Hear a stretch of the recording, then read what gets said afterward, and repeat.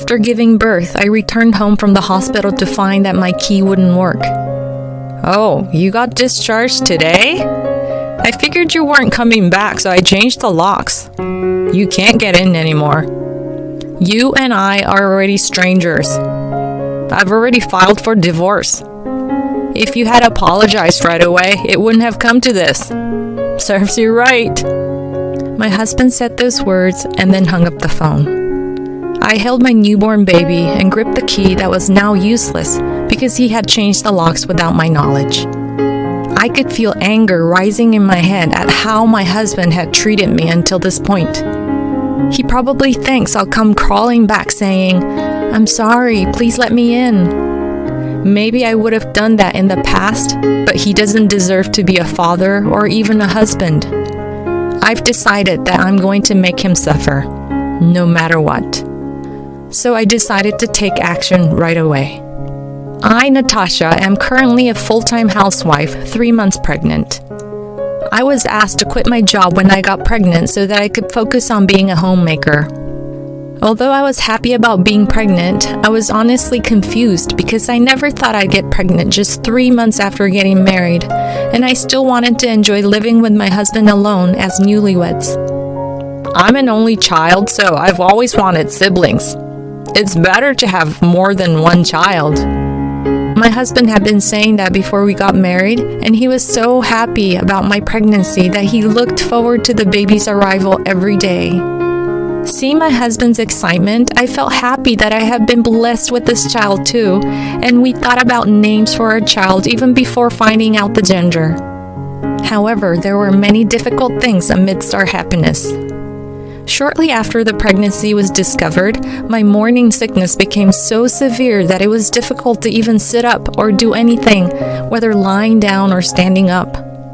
The house gradually became messy, and I couldn't even manage simple household chores. Although my husband didn't say anything, he seemed clearly dissatisfied. I think his dissatisfaction began when I started sleeping before he came home from work, because I couldn't wait for him because of the severe morning sickness. I wanted to smile for my tired husband and listen to him, but I just didn't have the energy to do so due to the intense discomfort. "Hey, will you clean the room already? There's just so much dust everywhere. I want to eat food prepared at home instead of ordering delivery all the time. We're newlyweds, but is this how it's going to be?" I was most irritated when my husband said these words to me on his day off. "Well, then why don't you do it yourself?" I swallowed these words that were on the tip of my tongue and said with a smile, "You know, I've been telling you this from the beginning, but my morning sickness still hasn't gone away and it's really tough. So I'd be really happy if you could do what you can do to help. You're going to be a dad soon, so I hope you can understand a little and cooperate." I wanted to praise myself for being able to basically say, "Do it yourself, you lazy ass," with a smile, reminding myself that if I said unpleasant words, the baby could hear them. No, pregnancy and childbirth are mother's job. There's nothing I can do. You should know that. You have to deal with morning sickness and take care of me and the house until the baby is born, or we won't be able to manage. Fathers can spoil the child as much as they want once they're born, so it's fine." It happened to be noon, so he said this and went out for lunch. Lately, there have been many days when he would go out to eat and not come back until late. He didn't even do anything thoughtful, like buying something back for me. I don't hate my husband or anything, and I married him because I love him, but he doesn't do anything for himself, and when no one listens to his stories or things don't go according to his plans, he sulks. How immature is that? For example, before we got married, there were many times when I had to cancel our dates due to my work schedule. He would complain in dissatisfaction every time, and I would try my best to make him happy by treating him to a delicious meal or comforting him. When he came to my house to visit, he would complain that the cleaning wasn't thorough or that the food wasn't good enough, but I could still laugh it off back then. He would lazily stay over at my house for more than a week and not help with any housework. At that time, I guess my maternity instinct was stimulated, or I found him cute or something like that, and that's why I married him. But as we started living together, I began to see his negative side little by little. However, I kept those feelings bottled up and continued living like that, hoping that he would change a little once the baby was born. But I was wrong. Before I knew it, I had fallen asleep while thinking about such things, and it was already dark outside with the house starting to darken. My husband, who had gone out for lunch, had not yet returned home. I felt relieved that he wasn't there, but I also felt empty. As I looked at the messy room, the word divorce suddenly overlapped in my mind. But when I thought about the child that was about to be born, I wondered if that was wrong. However, I kept overthinking things in my head and felt more and more depressed, unable to get up. Days passed as I thought about such things and felt uneasy. While eating with my big belly, I suddenly felt water on my legs. Could it be my water breaking? I panicked and rushed into the house to check when I started to feel some pain in my belly. Since there were still a few days until the due date, I was scared and called my husband, who was at work. However, my husband didn't show any concern and instead scolded me for not sticking to the schedule and said he couldn't leave work suddenly. My husband's workplace was located in the middle between our house and the hospital, and he had promised to tell his boss and leave work when I went into labor. But now this was the reality. I decided not to be sad or resent my husband for now and focused on giving birth safely. I immediately called for an ambulance and was taken to the hospital. Even after arriving, I was struggling with the pain of labor. When the waves of pain subsided and I was a bit more conscious, I called my mother and mother-in-law and they rushed over. I frequently checked my phone, but there was still no message from my husband. I had no more energy to worry about him, and soon my cervix finally opened, and after a long fight, I gave birth to my cute child. After resting on the delivery table for a while, I was taken to a private room. My parents and in-laws praised me, saying, "You did well," and my mother-in-law held my hand tightly with tears in her eyes. But then she suddenly looked as if she remembered something and said, "Wait, Dan hasn't come yet, has he?" Everyone present suddenly realized the same thing, and all at once they began to ask, "Where is he? And what is he doing?" I myself had forgotten about my husband's existence and took out my phone to call him. "Hello? Where are you now?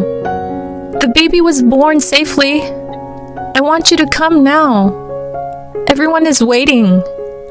"Good job with the baby. But you're wrong. First, apologize to me. Say sorry for leaving me out of the loop, for giving birth earlier than planned, for messing up the schedule. It's your fault that I couldn't be there. I feel sorry for the baby because she was forced to come out early. Anyway, I still have some work to do, so I can't come. Bye." He said that and hung up. At that moment, I covered my face and cried loudly. My confused parents and in-laws asked about the situation, and I couldn't hold back, so I told them about how he had been acting lately. Everyone was angry after hearing it, and my in-laws apologized to me and my parents, but my feelings towards my husband had already cooled down completely. I'm thinking of divorcing him. I know the baby is just born, but I'm sorry, Mom, Dad. That's not something you should apologize for, Natasha. Yes, it's better to follow your heart, said my mother-in-law, and my father-in-law and my parents agreed. While relieved, I felt sorry for my baby, and my tears overflowed once again. I cried all night after everyone left. After I calmed down, I struggled with breastfeeding and taking care of my baby in the same room. One day, my mother-in-law came to visit me. After cooing at her grandchild and sitting next to me, she began to talk about my husband. I had never been told about it in detail, but when my husband was a child, my in-laws were both working, and he was what is called a latchkey kid. They taught him how to fold laundry and use the microwave so that he could do some things alone, and he was enthusiastic about being able to do things alone. However, once he was alone at home, he couldn't bear the loneliness and cried every day, often causing trouble for my in-laws. They had no choice but to apologize and ask relatives and friends to take care of him. Whoever finished work first went to pick him up. He occasionally had dinner with whoever was taking care of him, and my in-laws gave them a little bit of money. Whenever they told him to heat up his own food, he cried and screamed that he didn't want to and couldn't even touch it. So they had to leave him with someone else. When they began to feel guilty about leaving him with someone else's family, my in-laws decided to send him to cram school. They thought that if he finished cram school and came back, there would be less time for him to be alone at home. However, he cried even harder at the thought of coming home alone. The place where they went to pick him up had just changed from someone else's house to a cram school. He still didn't prepare any meals for himself. He used the pocket money given to him to satisfy his hunger before and after the cram school. And when his parents came to pick him up, they would go home together and he would have them prepare the meals. He has been living a selfish life without doing any housework for his working parents until now. Dan told us, "I hate being alone because I can't do anything on my own." So he only chose university and workplace where he could commute to from his home. That's why he can't do anything on his own. When he's at home, I end up taking care of him. I thought he would change when he got married and became a father, but he didn't change at all. I'm really sorry for causing you trouble, Natasha. I realized that our way of raising him was wrong. My mother-in-law said this with a sad expression. I strangely agreed that he wouldn't change just because he got married, since he had been like that since he was a child. I realized that I hadn't talked to my in-laws about how things were at home with Dan, and I unintentionally ended up telling my mother-in-law about it. That night, I was trying to get some sleep before the next nursing session, and then I received a call from my husband. "Did you say something to my parents? Is this your way of getting back to me for not visiting you? Don't be a tattletale, you brat." And he just hung up the phone. Who's the brat here? That jerk? I grumbled in my heart. I then calmed my mind as I looked at my sleeping baby next to me and fell asleep. Finally, it was time to be discharged, but my husband never came to see our baby even once. I feel relieved now, I thought with a strangely refreshed feeling as I returned home by taxi. When I arrived home, the taxi driver carried my luggage and came with me. While chatting, I took out my keys and tried to insert them into the lock. But it felt like the cylinder had been changed and the key didn't go in. Only my husband could have done something like this. Holding back my anger, I called my husband and this is what he said to me. "Oh, you got discharged today? But this isn't your home anymore. This is my house. And you and I are already strangers. I've already filed for divorce. If you had apologized right away, it wouldn't have come to this. Don't you ever contact me again. Serves you right." He just said what he wanted to say as usual and hung up the phone. That asshole, I muttered, realizing that I couldn't just take my infant outside for long. I immediately contacted my mom and explained the situation. After explaining everything and hanging up the phone, the taxi driver who had been watching everything nearby came running and returned my luggage to the car, opening the door for me. He seemed unusually enthusiastic and I couldn't help but smile. Maybe it's like that saying, Schadenfreude, or joy in the misfortune of others. As soon as I arrived at my parents' house, I left my child with my mom and went to consult with a lawyer. The lawyer who assisted me listened to my story and then confirmed if I really wanted a divorce. Perhaps it was because I had let my emotions run wild and had been rambling on about everything that had happened up until today. The divorce papers had been submitted without my consent, so we had to go through a divorce invalidation mediation, and if we couldn't come to an agreement, we would have to go to court.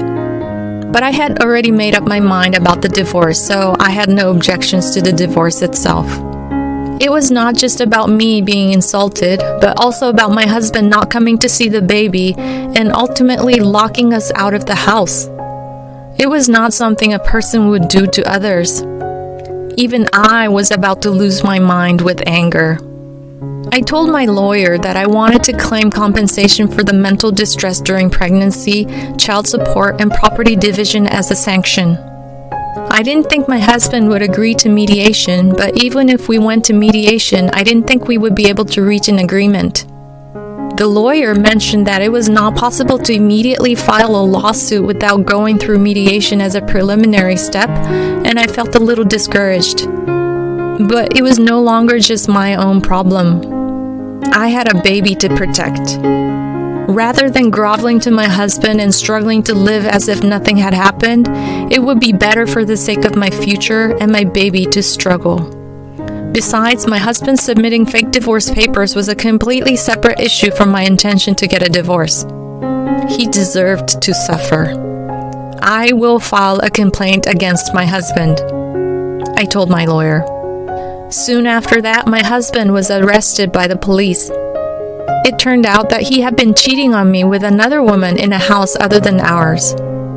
I heard this from others, but apparently my husband had changed the locks right after I was hospitalized and was probably living there, but he couldn't handle the pile of dirty dishes and the stench in the house as he couldn't do any housework. So he decided to move in with his mistress. He was living there carefree, but then the police came to visit and he was arrested.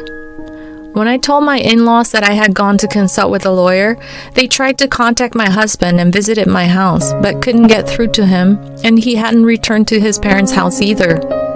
They wondered where he could be, but they never thought he would be cheating. It turned out it had been going on for a few months. Well, there were signs.